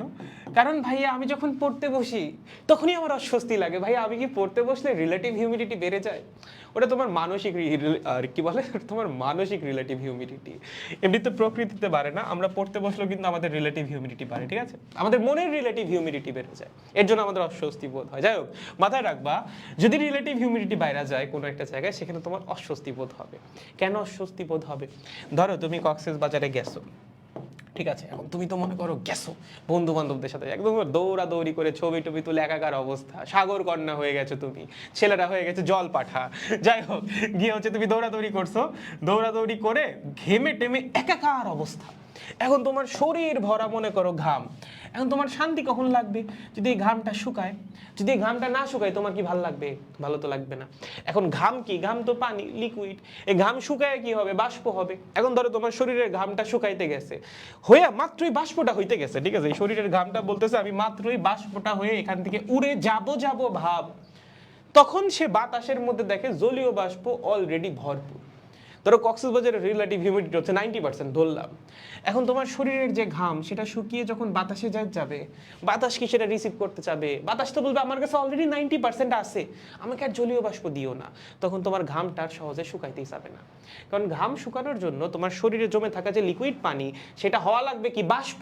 বাষ্প হয়ে কোথায় যাবে? তোমার শরীরের ভিতরে যাবে না, বাষ্প হয়ে বাতাসে যাবে। এখন বাতাসের তো জলীয় বাষ্প নেওয়ার ইচ্ছা থাকা লাগবে। কক্সবাজারের রিলেটিভ হিউমিডিটি অলরেডি অনেক বেশি, ওই বাতাস তো জলীয় বাষ্প নিতেই চাবে না, সো এই ঘামটা তখন আর শুকাতে চাবে না। ঠিক আছে, ঘাম সহজে শুকাবে না, ঘাম সহজে শুকাবে না। ঘাম না শুকালে তোমার কেমন লাগবে? এখন তোমার যদি স্বস্তি লাগে তুমি তাহলে মানুষই না। যারা মানুষ তাদের আসলে স্বস্তি লাগে না, তাদের অস্বস্তি লাগে। ওকে, ঠিক আছে, এই পর্যন্ত বুঝতে পারছি। আর যদি রিলেটিভ হিউমিডিটি অনেক কম হয়, রিলেটিভ হিউমিডিটি যদি অনেক কম হয় তখন কি হবে বলো? তখন কি অস্বস্তি বোধ হবে? না, তখন অস্বস্তি বোধ হবে না ওরকম। তখন হচ্ছে আমাদের ত্বকের চামড়া ফেটে যায়, যেটা শীতকালে হয়। ঠিক আছে, রিলেটিভ হিউমিডিটি অনেক কম হলে কি হয়? ত্বকের চামড়া ফেটে যায় বা স্কিন ফেটে যায়। ঠিক আছে, বা স্কিন ফেটে যায়। কেন? এর জন্য কিন্তু আমরা ভ্যাসলিন ব্যবহার করি। আচ্ছা, আজকে তোমাদের শিখাই দিব ভ্যাসলিন কেন লাগে। আসো দেখো, খেয়াল করো, রিলেটিভ হিউমিডিটি অনেক কম, ধরো 20%, তুমি বাতাসে বাইরে বেরোইছো, বাতাস কি চাচ্ছে? বাতাস তো মনে করো পুরো জলীয় বাষ্পর ব্যাপারে ক্ষুধার্ত, পারলে যেখান থেকে সেবারে জলীয় বাষ্প রিসিভ করে। তুমি গেছো, তুমি তো জলীয় বাষ্পের ভান্ডার। কিভাবে? তোমার শরীরের 70% কি? তোমার শরীরের 70% পানি ভাই, এইটুকু যদি না জানো, যাই হোক। তো তোমার শরীরটা ভরা পানি, এই পানি কি তোমার লোমকূপ দিয়ে বেরোইতে পারে না? পারে। যখনই বাতাস দেখবে একটা জল জ্যান্ত পানির স্তম্ভ বাইরে আসছে, বাতাস বলবে আমাকে জলীয় বাষ্প দাও, তোমার লোমকূপ থেকে তোমার ত্বকের এই যে উপরের যে নরম লেয়ারটা আছে সেটার মধ্যে দিয়ে পানি বাষ্প আকারে বাষ্পীভূত হবে। কেন? কারণ বাতাসে জলীয় বাষ্প অনেক কম, বাতাস জলীয় বাষ্প পাওয়ার জন্য ডেসপারেট। তুমি যখনই বাইরে বেরোবা, যখনই তোমার স্কিনটা এক্সপোজ হবে, তখন সেখান থেকে পানি বাষ্পীভূত হওয়া শুরু করবে। আলটিমেটলি তোমার স্কিনের মধ্যে পানির পরিমাণ কমে যাবে, এবং ত্বকের মধ্যে যদি পানির পরিমাণ কমে যায় তখন কি হয়? ত্বক ফেটে যায়, ত্বক রাফ হয়ে যায়, ওই কাহিনীটাই ঘটবে। সো যেহেতু রিলেটিভ হিউমিডিটি অনেক কম, বাতাস জলীয় বাষ্প চাবে। ঠিক আছে, বাতাস কি চাবে? জলীয় বাষ্প চাবে, যে আমাকে জলীয় বাষ্প দাও। ঠিক আছে, এই জলীয় বাষ্প সে কোথা থেকে পাবে? তোমার কাছ থেকে ভাই। তুমি তো পুরো পানির স্তম্ভ, 70% পানি নিয়ে ঘুরতেছো। তো তোমার কাছ থেকে বা তোমার ত্বক থেকে, তোমার স্কিন থেকে পানি নিবে। ঠিক আছে, থেকে পানি নিবে। কি আকারে নিবে? বাষ্পীভূত করে নিবে লোমকূপের মধ্যে দিয়ে। তখন কি হবে? তোমার স্কিনে পানির পরিমাণ কমে যাবে, স্কিনে পানির পরিমাণ কমবে, স্কিন ড্রাই হয়ে যাবে। ঠিক আছে, পানির পরিমাণ কমবে, স্কিন কি হবে? স্কিন ড্রাই হয়ে যাবে বা ফেটে যাবে। স্কিন ড্রাই হয়ে যাবে, অথবা তুমি বলতে পারো স্কিন ফেটে যাবে, ফেটে যাবে। ঠিক আছে, স্কিন কি হবে? ফেটে যাবে। এর জন্য কিন্তু শীতকালে ত্বক ফেটে যায়। আচ্ছা ভাই, তাহলে যে ভ্যাসলিনের কাজ কি? ভ্যাসলিনের কাজ হচ্ছে তোমার লোমকূপটারে বন্ধ করে দেওয়া। তুমি যখন যে লোশন ইউজ করতেছো, ভ্যাসলিন ইউজ করতেছো, সেটা টেকনিক্যালি তোমার যেই জায়গা দিয়ে পানি বাষ্পীভূত হওয়ার চান্স আছে সেই জায়গাটাকে ঢেকে দিচ্ছে। যখন তোমার লোমকূপের উপর একটা ভ্যাসলিনের আস্তরণ আছে, তখন সেই আস্তরণকে ভেদ করে তো পানি বাষ্পীভূত হতে পারতেছে না, তখন তোমার ত্বকটা ড্রাই হচ্ছে না, ত্বক ফাটতেছেও না। এটাই হচ্ছে কাজ। ঠিক আছে, সো এই কিছু ব্যাপার স্যাপার এগুলো আমাদের মাথায় রাখা লাগবে। এগুলো জানা থাকলে জীবনটা তখন সহজ। তাহলে মাথায় রাখা লাগবে, যদি রিলেটিভ হিউমিডিটি অনেক বেশি হয় তখন কিন্তু আমাদের অস্বস্তি বোধ হবে। রিলেটিভ হিউমিডিটি যদি অনেক কম হয় তখন হচ্ছে ত্বক ফেটে যাওয়ার সম্ভাবনা আছে। আর রিলেটিভ হিউমিডিটি যদি মডারেট রেঞ্জের মধ্যে থাকে, কোন রেঞ্জ? রিলেটিভ হিউমিডিটি যদি লেট সাপোজ 40% থেকে মোটামুটি 60-65% এই রেঞ্জের মধ্যে থাকে, তখন হচ্ছে আমাদের আরামদায়ক ওয়েদার মনে হয়। কি মনে হয়? ওয়েদার আরামদায়ক। ঠিক আছে, ওয়েদার আরামদায়ক। মানে তোমাকে না কখনো হচ্ছে ডিরেক্ট রিলেটিভ হিউমিডিটি বের করতে বলবে না, তোমার দিবে গ নাম্বারে জিজ্ঞাসা করবে আজকের ওয়েদারটা তোমার কাছে কেমন লাগবে। এখন ওয়েদার কেমন সেটা বলার জন্য তোমার তো রিলেটিভ হিউমিডিটি জানা থাকা লাগবে। তাহলে খেয়াল করো, রিলেটিভ হিউমিডিটি কেন ইম্পর্টেন্ট। আগেই বলছিলাম যে পরম আর্দ্রতার তুলনায় কিন্তু আপেক্ষিক আর্দ্রতা বেশি গুরুত্বপূর্ণ। কেন? কারণ আপেক্ষিক আর্দ্রতা থেকে তুমি কিন্তু ওয়েদারের ব্যাপারে অনেক কিছু প্রেডিক্ট করতে পারতেছো। তুমি যখন জানো একটা স্থানের আপেক্ষিক আর্দ্রতা 90%, তুমি জানো সেই স্থানে তোমার অস্বস্তি বোধ হবে। বাট তোমার যদি আমি বলি কক্সবাজারের বাতাসে পরম আর্দ্রতা হচ্ছে 9 মিলিমিটার পারদ-চাপ পার মিটার কিউব, তুমি এখান থেকে কি বুঝবা? কিছুই বুঝবা না। সো রিলেটিভ হিউমিডিটি থেকে ওয়েদারের ব্যাপারে অনেক কিছু প্রেডিক্ট করা যায়, বাট পরম আর্দ্রতা থেকে করা যায় না। এর জন্য আপেক্ষিক আর্দ্রতা পরম আর্দ্রতার তুলনায় মোর ইনফরমেটিভ আমাদের জন্য। বুঝছেন? এটা কিন্তু একবার অনুধাবনমূলক আসছে। ওকে, সো মাথায় রেখো, পরম আর্দ্রতা বেটার নাকি আপেক্ষিক আর্দ্রতা বেটার? অবশ্যই আপেক্ষিক আর্দ্রতা বেটার। আপেক্ষিক আর্দ্রতা কম হইলে সমস্যা, ত্বক ফেটে যাবে। অনেক বেশি হইলে সমস্যা, অস্বস্তি বোধ হবে। যদি মডারেট রেঞ্জের মধ্যে থাকে তাহলে ওয়েদারটা আমাদের কাছে আরামদায়ক মনে হবে, শান্তি লাগবে। ঠিক আছে, তাহলে আসো এখন হচ্ছে বেশ কয়েকটা অনুধাবনমূলক প্রশ্ন তোমাদেরকে দিব, 2 মিনিট চিন্তা করতে দেখবো। চিন্তা করবা, এত কিছু বলে গেছি, এখন যদি চিন্তা করতে না পারছো তাহলে কিন্তু জীবনের জন্য সমস্যা। আসো কি কি চিন্তা করবা, চলো 3টা চিন্তা করতে দিব, দেখি পারো কিনা। এবং লিখতে হবে, হ্যাঁ 1 লাইন হলেও লিখতে হবে, 1 লাইন হইলেও লিখতে হবে, দেখি তুমি পারো কিনা। প্রথমটা হচ্ছে, গরমের দিনে কুকুর জিহ্বা বের করে দৌড়ায় কেন? কেন কেন কেন কেন কুকুর জিহ্বা বের করে দৌড়ায়? বলো, কুকুর যখন দৌড়ায় কি করে? জিহ্বাটা বের করে তারপর হচ্ছে দৌড়টা দেয়, বা বসে থাকলে দেখবা জিহ্বাটা বের করে দেন হচ্ছে বসে থাকে। ওয়াই? এক্সপ্লেইন করা লাগবে। Question number 1।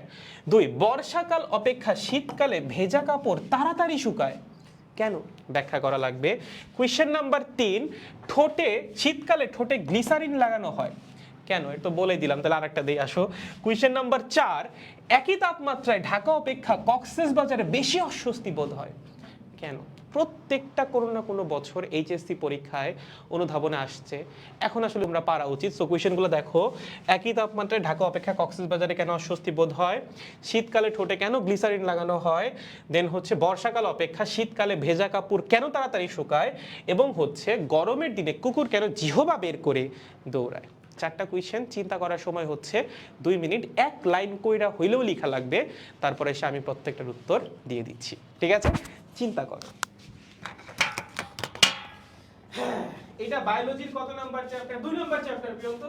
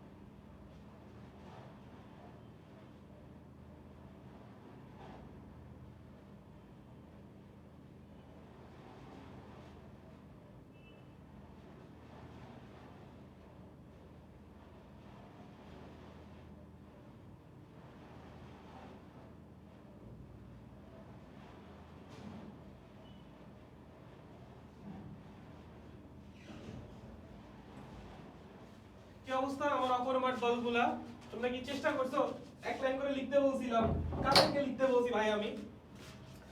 দাদা মডার্ন ফিজিক্স পড়ানোর সময় particle physics, general special relativity, black body radiation এইসব বিষয়গুলো বিস্তারিত পড়াবেন নাকি শুধুমাত্র এইচএসসি কভার করবেন? ব্ল্যাক বডি রেডিয়েশনটা মনে হয় গতবার বিস্তারিতই পড়াইছিলাম। স্পেশাল থিওরি অফ রিলেটিভিটিতে আসলে বিস্তারিত পড়ানোর খুব বেশি কিছু নাই। জেনারেল থিওরি অফ রিলেটিভিটি আমি যতটুকু জানি সেটাকে কোনোভাবেই বিস্তারিত বলা যায় না, জানার অনেক কিছু আছে, ঠিক আছে? General theory of relativity is complex, it's more complex, মানে অনেক বেশি কমপ্লেক্স। ইনফ্যাক্ট আমাদের বুয়েটে যে তোমার মডার্ন ফিজিক্স এবং কোয়ান্টাম ফিজিক্সের যে কোর্স ছিল সেখানেও আমাদের জেনারেল থিওরি অফ রিলেটিভিটি পড়ানো হয় নাই, শুধুমাত্র হচ্ছে স্পেশাল থিওরি অফ রিলেটিভিটি পড়ানো হয়েছে। সো আমার যেটা জেনারেল থিওরি অফ রিলেটিভিটি আসলে কমপ্লেক্স, আমি নিজেও আসলে খুব বেশি জানি না, সত্য কথা, ঠিক আছে? বাকিগুলো পড়াবো, বাকিগুলো হচ্ছে ডিটেলসে পড়াবো। পার্টিকেল ফিজিক্স ডিটেলসে পড়া লাগবে? পার্টিকেল ফিজিক্স তো আসলে অনেক বড়, অনেক বড়, মানে পার্টিকেল ফিজিক্স তো ফিজিক্সের একটা কমপ্লিট সেপারেট চ্যাপ্টার। ওকে, সো আমাদের যতটুকু লাগবে ততটুকুই হয়তো বা পড়াবো, মানে যতটুকু জানলে তোমার জন্য বেটার, মানে জাস্ট বইয়ে যতটুকু লেখা আছে ততটুকু না, যতটুকু আমি জানি, যতটুকু জানাটা তোমাদের জন্য সাফিসিয়েন্ট ততটুকু, ঠিক আছে? ওকে, চলেন। হ্যাঁ ভাইয়া, ওয়েবিনারে যেতে পারছি না কেন? এই বেটা, ওয়েবিনারে যেতে পারছি না, আমরাও তো অ্যাডমিশন সম্পর্কে জানতে চাই। লাস্ট ক্লাসটা করতে আসলাম, লাস্ট ক্লাস তো কালকে রে, তুই আজকে কেন আসলি? ঠিক আছে, তার জিহ্বা বেশি লম্বা হয়, সে জিহ্বাটাকে তীব্র গরমের কারণে হাওয়া পাওয়ার জন্য বের করে রাখে। কমন সেন্স থেকে অ্যান্সার করলাম।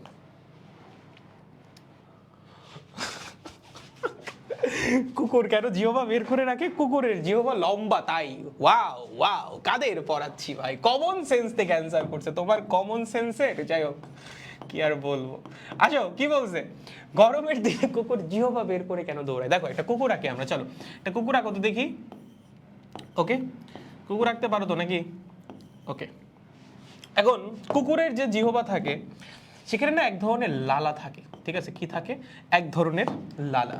ওকে, এখন সে জিহ্বাটা কেন বের করে রাখে? এই যে লালাগুলা, এগুলা যেন বাষ্পীভূত হইতে পারে। কি হইতে পারে? বাষ্পীভূত হইতে পারে। বাষ্পীভূত হইলে সুবিধা কি? যখন বাষ্পীভূত হবে, দেখো তরল অবস্থা থেকে বাষ্পীভূত হওয়ার জন্য একটা সুপ্ত তাপ লাগে না? একটা তাপ শক্তি তো লাগে। একটা নির্দিষ্ট তাপ শক্তি ছাড়া তরল কখনো বাষ্পে রূপান্তরিত হইতে পারে না। এই যে তাপ শক্তিটা, সেই তাপ শক্তি আসে হচ্ছে কুকুরের বডির ভিতর থেকে। এখানে যে লালা আছে সেটা বাষ্পীভূত হওয়ার জন্য কি লাগবে? বাষ্পীভূত হওয়ার জন্য তাপ শক্তি লাগবে। কি লাগবে? তাপ শক্তি। এই তাপ শক্তির সোর্স কি? তাপ শক্তি আসবে কই থেকে? তাপ শক্তি আসবে হচ্ছে কুকুরের শরীর থেকে। কই থেকে? কুকুরের শরীর থেকে, ঠিক আছে? কুকুরের শরীর থেকে। এবং যেহেতু কুকুরের শরীর থেকে তাপ শক্তি বের হয়ে যাচ্ছে লালাটাকে বাষ্পীভূত করার জন্য, তাপ শক্তি যদি বের হয়ে যায় তোমার কাছে ঠান্ডা লাগবে না? ধরো তোমার শরীর তাপ শক্তি রিলিজ করে দিচ্ছে, তখন তোমার কিরকম লাগবে? ঠান্ডা লাগবে। সেম জিনিসটাও কুকুরের লাগে। সো কুকুরের জিহ্বা থেকে যখন তাপ শক্তি, লালাটা বাষ্পীভূত হয়, তার জন্য তাপ শক্তি লাগে। সেই তাপ শক্তির সোর্স হচ্ছে কুকুরের বডি। এবং যেহেতু কুকুরের বডি থেকে তাপ শক্তি বের হয়ে যাচ্ছে, তখন কুকুরের হচ্ছে কিছুটা ঠান্ডা লাগে এবং আরাম বোধ হয়। কুকুরের কিছুটা ঠান্ডা লাগে এবং আরাম বোধ হয়, ঠিক আছে? কিছুটা ঠান্ডা লাগে এবং কি হয়? আরাম বোধ হয় বা আরাম বোধ করে, ঠিক আছে? আরাম বোধ করে। যেহেতু আরাম বোধ করে, এর জন্যই হচ্ছে সে জিহ্বাটা বের করে রাখে। বের করে রাখলে আরাম লাগতেছে, তো বের করেই তো রাখবে। বুঝতে পেরেছো? আজ পারবা পরীক্ষা যদি আসে এই জিনিস, যে কে যেন লিখছে জিহ্বা বড় তার জন্য বের করে রাখে। এটা লিখিস না ভাই, এটা লিখিস না। নেক্সট কি বলছে? বর্ষাকাল অপেক্ষা শীতকালে ভেজা কাপড় তাড়াতাড়ি শুকায়। কেন বলো তো? কারণ শীতকালে রিলেটিভ হিউমিডিটি কম। শীতকালে কি বলো? রিলেটিভ হিউমিডিটি কম, মানে কি? বাতাসে জলীয় বাষ্প কম। বাতাসে কি? বাতাসে জলীয় বাষ্প কম। এটা জামা কাপড়ের পরিবর্তে ঘরের মেঝেও আসতে পারে। জলীয় বাষ্প কম। বাতাসে যদি জলীয় বাষ্প কম থাকে, বাতাস কি চাবে? বাতাস জলীয় বাষ্প চাবে, যে দাও আমাকে জলীয় বাষ্প দাও। তো তখন হচ্ছে বাতাস জলীয় বাষ্প রিসিভ করতে চায়। বাতাস জলীয় বাষ্প রিসিভ করতে চায়, ঠিক আছে? জলীয় বাষ্প সে চায়, আমাকে দাও, রিসিভ করতে চায়। আর যদি বর্ষাকাল হয়, বর্ষাকালে রিলেটিভ হিউমিডিটি কি বলতো? বর্ষাকালে রিলেটিভ হিউমিডিটি অনেক বেশি। বর্ষাকালে রিলেটিভ হিউমিডিটি অনেক বেশি। যেহেতু রিলেটিভ হিউমিডিটি বেশি, তার মানে কি? বাতাসে অনেক জলীয় বাষ্প, তীব্র জলীয় বাষ্প বাতাসে। বাতাসে জলীয় বাষ্পের পরিমাণ অনেক বেশি, জলীয় বাষ্প অনেক বেশি। এখন বাতাসে যদি অনেক বেশি জলীয় বাষ্প থাকে, বাতাস কি জলীয় বাষ্প রিসিভ করতে চাবে না। তার মানে বাতাস সহজে জলীয় বাষ্প রিসিভ করতে চায় না। বাতাস সহজে জলীয় বাষ্প রিসিভ করতে চায় না। ওকে, রিসিভ করতে চায় না। ওকে, তাহলে এখন ধরো তুমি জামা কাপড় শুকাইতে দিচ্ছ, জামা কাপড় কোথায় শুকাইতে দিব? মাটির মধ্যে ফালাই দিব না। বাসা বাড়িতে দড়ি আছে নাকি নাই? আছে, এরকম স্ট্যান্ডের মধ্যে দড়ি দিয়ে ঝুলানো থাকে। ওকে, সেখানে ধরো তুমি জামা কাপড়টাকে মেলে দিছো, লেট সাপোজ এই হচ্ছে তোমার লুঙ্গি, ঠিক আছে, তুমি কি করছো? মেলে দিছো। এখন এটা শুকানো মানে কি? এর মধ্যে পানি আছে, সেই পানি বাষ্পীভূত হওয়া লাগবে। এখন এই যে পানিটা বাষ্পীভূত হবে, বাষ্পীভূত হয়ে কোথায় যাবে? বাতাসে যাবে। এখন সেই বাতাস যদি বলে যে না তুমি জলীয় বাষ্প পাঠাও না, আমি জলীয় বাষ্প রিসিভ করবো না, তখন কি এটা বাষ্পীভূত হইতে পারবে? হইতে তো পারবে না। এটাই হয় বর্ষাকালে। বর্ষাকালে বাতাসে অলরেডি অনেক জলীয় বাষ্প আছে ভাই, যদি অনেক জলীয় বাষ্প থাকে খুব সহজে বাষ্পীভূত হইতে চাবে না পানি, এর জন্য জামা কাপড় শুকাইতে লেট হয়। বাট শীতকালে বাতাসে জলীয় বাষ্প নেই, দেখবা শীতকালে জামা কাপড় মেলে দিলে ধোয়ার মতো উঠে, ঠিক আছে। তার মানে কি পরিমাণ ফাস্ট জলীয় বাষ্প ওখান থেকে হচ্ছে বের হয়, দেখতে মানে দেখাও যায়, খালি চোখেও দেখা যায় যে ধোয়ার মতো হচ্ছে উপরে উঠতেছে সব জলীয় বাষ্প। বাতাস জলীয় বাষ্প রিসিভ করতেছে। তো শীতকালে বাতাসে প্রচুর কম পরিমাণ জলীয় বাষ্প থাকে। তো তুমি যদি একটা ভেজা জামা কাপড় সামহাও খালি দিয়ে দাও, আর যদি একটু রোদ উঠে, সাথে সাথে দেখবে জামা কাপড় শুকাই গেছে, কারণ বাতাসের প্রচুর পরিমাণ জলীয় বাষ্পের চাহিদা আছে। এই প্রশ্নটা জামা কাপড় দিয়ে না এসে ঘরের মেঝে দিয়েও আসতে পারে। দেখবা বর্ষাকালে না ঘরের মেঝে শুকাইতে চায় না, ঘরের মেঝে হচ্ছে স্যাঁতস্যাঁতে হয়ে থাকে। এটাও আসতে পারে যে বর্ষাকালে ঘরের মেঝে কেন স্যাঁতস্যাঁতে হয়ে থাকে, কারণ হচ্ছে বাতাসে জলীয় বাষ্প অনেক বেশি, সো মেঝেটা হচ্ছে ঘেমে যায় বা স্যাঁতস্যাঁতে হয়ে যায়, এবং সেই যে পানিটা সেইটা আর শুকাইতে চায় না বা বাষ্পীভূত হইতে চায় না, কারণ বাতাসে অলরেডি অনেক জলীয় বাষ্প আছে, বাতাস জলীয় বাষ্প রিসিভ করতে চায় না। পারবো পরীক্ষায় আসলে? গুড। নেক্সট আসো, কি বলছে? শীতকালে ঠোঁটে গ্লিসারিন কেন লাগানো হয় বলো? কারণ শীতকালে রিলেটিভ হিউমিডিটি অনেক কম, রিলেটিভ হিউমিডিটি অনেক কম হওয়ায় বাতাসের জলীয় বাষ্পের চাহিদা বেশি।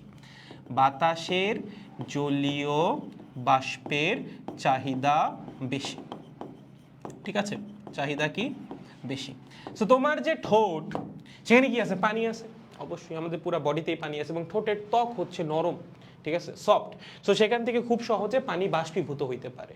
সো শীতকালে তো বাতাসের জলীয় বাষ্পের চাহিদা অনেক বেশি। সো যেহেতু তোমার ঠোঁটের স্কিনটা হচ্ছে সফট, সেখান থেকে খুব ইজিলি বাতাস বাষ্পীভূত হয়ে যেতে পারে, এবং বাতাস তো জলীয় বাষ্প চাচ্ছে শীতকালে। তো তোমার ঠোঁটের ওই স্কিন থেকে যদি প্রচুর পরিমাণ জলীয় বাষ্প বাষ্পীভূত হয় বা পানি বাষ্পীভূত হয়, তখন তোমার ঠোঁট কি ড্রাই হয়ে যাবে না? ড্রাই হয়ে যাবে। ড্রাই হয়ে গেলে হচ্ছে ঠোঁট ফেটে যাবে। সো ঠোঁট ড্রাই হয়ে যাবে, কারণ ঠোঁট থেকে প্রচুর পরিমাণ বাষ্পীভবন হবে এবং ঠোঁট ফেটে যাবে। এটা থেকে যদি রক্ষা পেতে চাও, তখন তোমার গ্লিসারিন লাগবে বা ভ্যাসলিন লাগবে বা লিপ বাম লাগবে, যেটাই তুমি বলো, ঠিক আছে। কি লাগবে? এখানে আমাদের লাগবে হচ্ছে গ্লিসারিন, ঠিক আছে। গ্লিসারিন কি করবে? গ্লিসারিন হচ্ছে লোমকূপ বা ঠোঁটের যে তোমার যে ফাঁকা স্থানগুলো, যেখান দিয়ে হচ্ছে পানি বাষ্পীভূত হইতে পারে, সেই ফাঁকা স্থানগুলোকে কাভার করে দিবে। ওকে, ঠোঁটের ফাঁকা স্থানগুলোকে কাভার করে দিবে যেন পানি বাষ্পীভূত হইতে না পারে। ঠোঁটের ফাঁকা স্থানকে কি করবে? কাভার করে দিবে। ফাঁকা স্থানকে কাভার করে দিবে, কাভার করে দিবে যেন বাষ্পীভবন না হয়, করে দিবে যেন বাষ্পীভবন না হয়, ঠিক আছে, বাষ্পীভবন না হয়। এর ফলে তোমার ঠোঁটটা আর ফাটবে না। ঠোঁটের ফাঁকা স্থান মানে কিন্তু দুই ঠোঁটের মাঝখানে ফাঁকা স্থান না, এই ঠোঁটের মধ্যে সূক্ষ্ম সূক্ষ্ম কিছু ফাঁকা স্থান আছে যেখান থেকে পানি বাষ্পীভূত হয়, সেগুলা, ঠিক আছে। তুমি ভাবতে পারো যে ভাই এখানে কি সিমেন্টের মতো লাগাই দিব নাকি? এরকম না, সিমেন্টের মতো না, ঠিক আছে। যাই হোক, পারবো পরীক্ষায় আসলে এক্সপ্লেন করতে পারবা।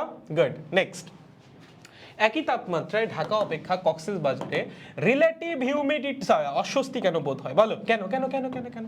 কারণ ঢাকায় রিলেটিভ হিউমিডিটি কম। কি রিলেটিভ হিউমিডিটি কম? ঢাকায় পানি আসবে কই থেকে? ঢাকায় তো নদীই নাই। আর কক্সবাজারে এত বড় সমুদ্র, প্রচুর প্রচুর জলীয় বাষ্প। সো কক্সবাজারে হচ্ছে রিলেটিভ হিউমিডিটি অনেক বেশি, এবং যেখানে রিলেটিভ হিউমিডিটি বেশি সেখানে আমাদের অস্বস্তি বোধ হবে বেশি, ঠিক আছে, অস্বস্তি বোধ হবে বেশি। কেন বেশি অস্বস্তি বোধ হবে? কারণ ঘাম শুকাতে চাবে না, ঠিক আছে। কি হবে না? ঘাম শুকাতে চাবে না। বুঝেছো? এটা দিয়ে এক্সপ্লেন করতে হবে। শুকাতে চাবে না। আমাদের কাছে খারাপ লাগবে, ঘাম শুকাচ্ছে না, শরীর ঘেমে আছে, বাট ঢাকায় এটা হবে না। ঢাকায় তো রিলেটিভ হিউমিডিটি কম, তুমি ফ্যানের নিচে বসলে দেখবা ঘাম শুকিয়ে যাচ্ছে। Clear guys? তাহলে যেখানে রিলেটিভ হিউমিডিটি বেশি সেখানে আমাদের অস্বস্তি বোধ হবে বেশি, যেখানে রিলেটিভ হিউমিডিটি কম সেখানে আসলে অস্বস্তি বোধ হবে কম। পারবো? Sure? Good good good good good. Next কি বলছে? এই যে 3 স্টার কেন, 5 স্টার মারো এখানে। কয়টা স্টার? 5টা। 1 2 3 4 6। কি বলছে? আকাশ মেঘলা থাকলে শিশির পড়ে না কেন? এটা অ্যান্সার করার চেষ্টা করো, এইটা পারা লাগবে। এটা যদি পারো তাহলে বুঝবো যে তোমার পড়ালেখা হয়েছে। ঠিক আছে, দেখো এটা অ্যান্সার কিভাবে করবো শোনো, খুব ইম্পর্টেন্ট, এটা একবার পরীক্ষা আসছে অলরেডি। যে আকাশ যদি মেঘলা থাকে, দেখবা যেদিন আকাশ মেঘলা ওই দিন শিশির পড়ে না, যেদিন আকাশটা ক্লিয়ার ওই দিন শিশির পড়ে। প্রশ্ন হচ্ছে কেন? দেখো, ধরো এই তোমার ভূমি, এটা কি? এটা হচ্ছে ভূমি, ঠিক আছে? এখানে ধরো তোমার ছোট্ট একটা বাসা আছে, কি আছে? ছোট্ট একটা বাসা, ওই যে যার সাথে তুমি স্বপ্ন দেখছো একটা বাসা বানাবা, আমাদের ছোট্ট একটা কুঁড়ে ঘর হবে, যার সাথে স্বপ্নটা দেখেছো, ধরো আর তার সাথে না, অন্য কারোর সাথে তোমার বাসাটা আছে, ঠিক আছে?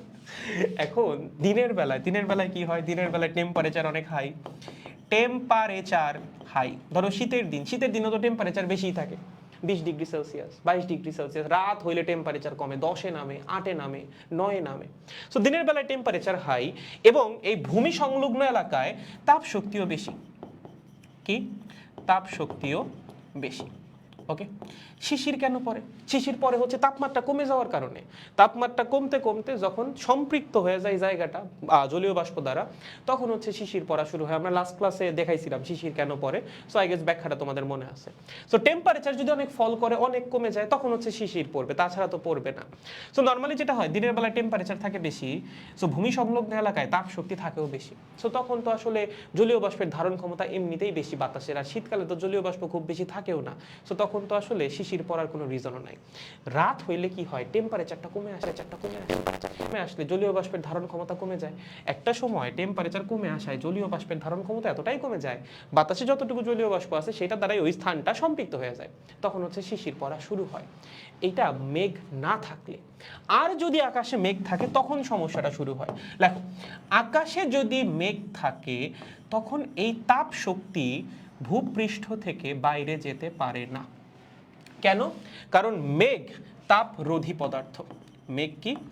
মেঘ হচ্ছে তাপরোধী, তাপকে বিকিরিত হইতে দেয় না, তাপকে বিকিরিত হতে দেয় না, ঠিক আছে?